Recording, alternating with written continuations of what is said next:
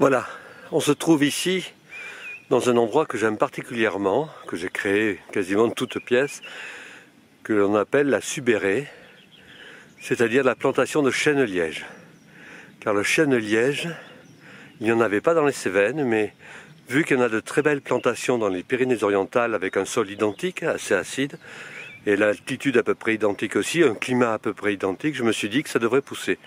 Et j'en ai planté près du Mas, qui sont devenus énormes, et donc j'ai décidé d'aménager une parcelle avec ces plantations de chêne-liège, arbre que j'aime particulièrement, car à la fois c'est un chêne très structuré, très costaud, et à la fois c'est un arbre d'une grande douceur avec son liège que l'on exploite d'ailleurs, mais qui est élastique, qui protège du feu, et donc c'est un arbre qui est très beau, très spécifiquement méditerranéen, des montagnes acides du pourtour méditerranéen. Donc là vous voyez ici la Subérée. Alors ici, comme vous pouvez le constater, j'ai planté beaucoup de chêne-liège qui sont pour certains devenus très gros, d'autres que nous avons plantés avec le petit Émile et Caroline Molly qui sont toujours tout petits, mais je pense qu'ils auront un jour de belles frondaisons.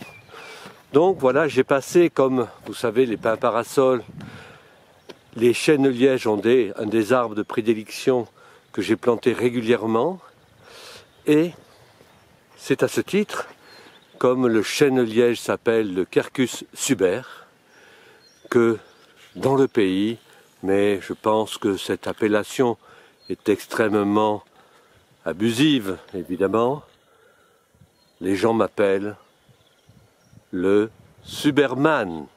À bientôt. Petit panoramique, tranquille, tranquille.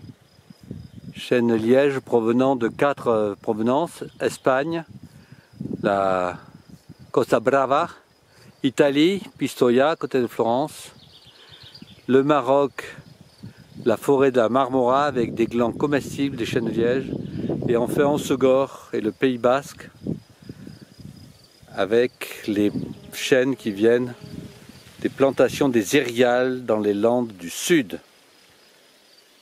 Voilà, ciao.